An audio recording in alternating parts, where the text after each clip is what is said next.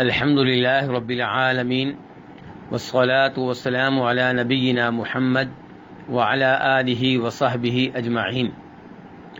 ایک بھائی یوم عاشوراء کے روزہ کے بارے میں سوال کرتے ہیں کہ یہ روزہ محرم کی 9 تاریخ کو رکھا جائے گا یا 10 تاریخ کو رکھا جائے گا۔ تو گزارش یہ ہے کہ عاشوراء کا روزہ اسلام میں اس کی بہت زیادہ اہمیت ہے۔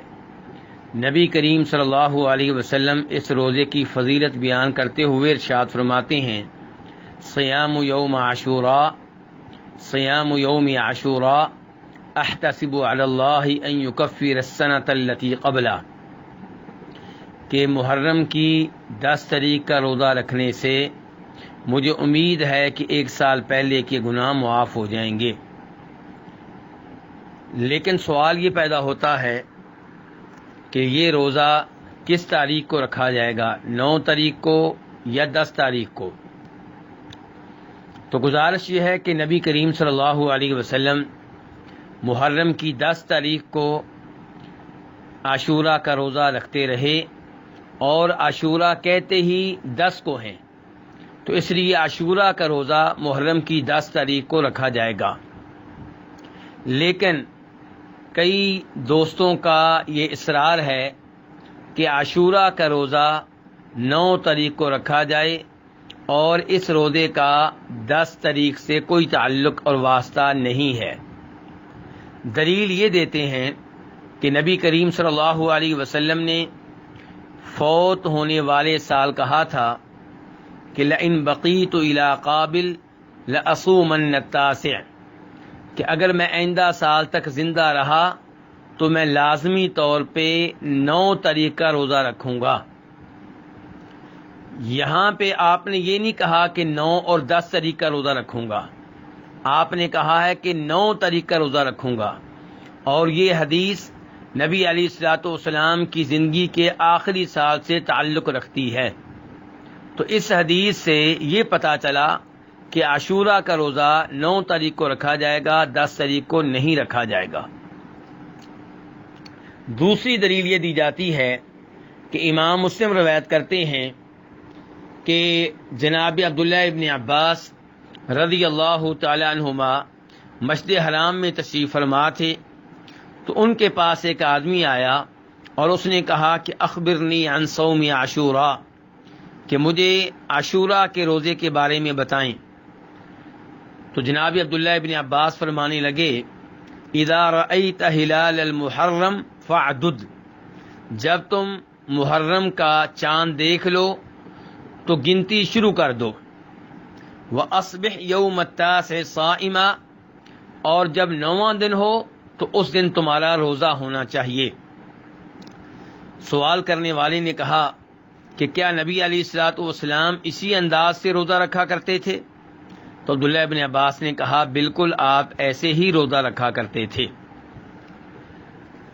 تو پہلی حدیث سے اور جناب عبداللہ ابن عباس کے اس فتوی اور قول سے معلوم ہوا کہ عاشوراء کا روزہ 9 محرم کو رکھا جائے گا، اور 10 محرم کو یہ روزہ نہیں رکھا جائے گا۔ تو گزارش یہ ہے، جہاں تک تعلق ہے حدیث کا، تو نبی علیہ الصلوۃ والسلام نے یہ کہا ہے کہ اگر میں زندہ رہا تو میں لازمی طور پہ 9 تاریخ کا روزہ رکھوں گا۔ آپ نے یہ نہیں کہا کہ 10 تاریخ کا نہیں رکھوں گا۔ دونوں حدیثوں کو ملایا جائے تو نتیجہ یہ نکلے گا کہ 10 تاریخ کا روزہ بھی رکھا جائے گا، 9 تاریخ کا روزہ بھی رکھا جائے گا۔ 10 تاریخ کا اس لیے کہ نبی علیہ الصلوۃ والسلام نے 10 تاریخ کا روزہ رکھنے کی ترغیب دی اور اس پہ عمل کیا۔ آپ کے صحابہ اکرام بھی آپ کے ساتھ اسی دن روزہ رکھتے رہے۔ اور 9 تاریخ کا روزہ اس لیے رکھا جائے گا کہ آپ صلی اللہ علیہ وسلم نے یہ بیان کر دیا تھا کہ آئندہ سال میں زندہ رہا تو میں 9 تاریخ کا روزہ لازمی طور پہ رکھوں گا۔ اس لیے دونوں طرح کی احادیث کو جمع کیا جائے گا، دونوں طرح کی احادیث پہ عمل کیا جائے گا، اور 9 اور 10 محرم کا ایک ساتھ روزہ رکھا جائے گا۔ 10 محرم کا روزہ اس لیے کہ یہ عاشوراء کا دن ہے، یہ وہ دن ہے جس دن اللہ رب العزت نے جناب موسیٰ علیہ السلام اور ان کی قوم کو فرعون اور اس کے لشکر سے نجات دی تھی، تو یہ ان کا یوم آزادی ہے۔ موسیٰ علیہ السلام نے اس دن روزہ رکھا، اور ہمارے نبی علیہ السلام نے بھی اسی دن کا روزہ رکھا، اور آپ کے ساتھ صحابہ کرام رضوان اللہ علیہم اجمعین نے بھی اسی دن کا روزہ رکھا۔ 9 تاریخ کا روزہ کیوں رکھا جائے گا؟ اس کی ایک بڑی حکمت یہ ہے کہ یہودیوں کی مخالفت ہو۔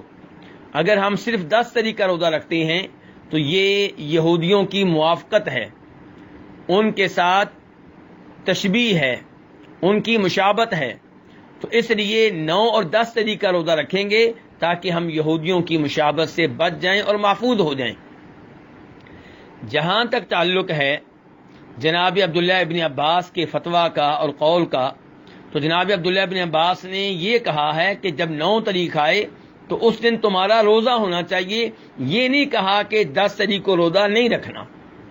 گویا کہ عبداللہ ابن عباس یہ وعدے کر رہے ہیں کہ عاشوراء کی وجہ سے جو روزے رکھے جائیں گے ان کا آغاز 9 تاریخ سے ہوگا، اور اس امر کی تائید جناب عبداللہ ابن عباس کے دیگر آثار اور اقوال سے ہوتی ہے۔ مثال کے طور پہ امام بہقی السنن الکبریٰ میں روایت کرتے ہیں جناب عبداللہ ابن عباس سے کہ وہ فرماتے ہیں صوموا التاسع والعاشر وخالفوا الیہود، کہ 9 تاریخ کا روزہ رکھو، 10 تاریخ کا روزہ رکھو اور یہودیوں کی مخالفت کرو۔ اسی قسم کے الفاظ امام عبدالرزاق المصنف میں لے کر آئے ہیں، وہاں پہ یہ آیا ہے کہ جناب عبداللہ ابن عباس سے عاشوراء کے روزے کے بارے میں سوال کیا گیا تو انہوں نے کہا کہ یہودیوں کی مخالفت کرو اور 9 اور 10 تاریخ کا روزہ رکھو۔ یہی عبداللہ ابن عباس کہتے ہیں کہ امر رسول اللہ صلی اللہ علیہ وسلم بصوم یوم عاشوراء یوم العاشر، کہ نبی علیہ الصلوۃ والسلام نے عاشوراء کے روزے کا عاشوراء کا روزہ 10 تاریخ کو رکھنے کا حکم دیا۔ اس روایت کو امام ترمذی اپنی جامع میں لے کر آئے ہیں اور شیخ البانی نے اس کو صحیح قرار دیا ہے۔ اور پھر امام مسلم رحمہ اللہ روایت کرتے ہیں جناب امیر معاویہ رضی اللہ تعالیٰ عنہ سے کہ وہ حج کے بعد مدینہ تشریف لائے، تو انہوں نے مدینہ میں خطبہ دیا محرم کی 10 تاریخ کو عاشوراء کے دن، اور کہا کہ اہل مدینہ تمہارے علماء کہاں ہیں؟ میں نے نبی علیہ الصلوۃ والسلام سے سنا تھا کہ آپ آج کے دن کے بارے میں فرما رہے تھے ھذا یوم عاشوراء، کہ یہ عاشوراء کا دن ہے، اور اللہ تعالیٰ نے اس دن کا روزہ تمہارے اوپر فرض نہیں کیا، لیکن میں روزے کی حالت میں ہوں، تو تم میں سے جو اس دن کا روزہ رکھنا چاہے وہ رکھے اور جو نہ رکھنا چاہے وہ نہ رکھے۔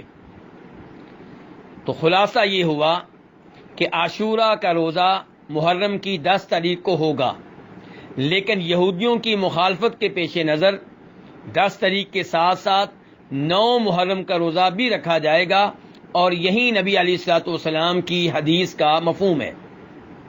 اگر کوئی 9 تاریخ کا روزہ نہ رکھ سکے تو وہ 10 تاریخ کا روزہ رکھنے کے بعد 11 کا رکھ لے، تاکہ یہودیوں کی مخالفت اس طریقے سے ہو جائے۔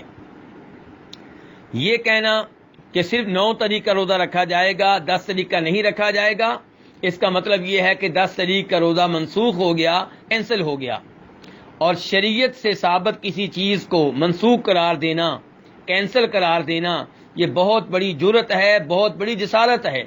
اس کے لیے کوئی واضح دلیل ہونی چاہیے۔ وہم کی بنیاد پہ، اندازوں کی بنیاد پہ شریعت سے ثابت شدہ کسی چیز کو منسوخ قرار دینا درست نہیں ہے۔ اللہ رب العزت سے دعا ہے کہ ہمیں 9 اور 10 محرم کا روزہ رکھنے کی توفیق دے، اور شریعت کے احکام و مسائل کو صحیح معنوں میں جاننے کی اور سمجھنے کی توفیق دے، اور ہر طرح کی غلطی سے بچائے۔ وآخر دعوانا الحمد للہ رب العالمین۔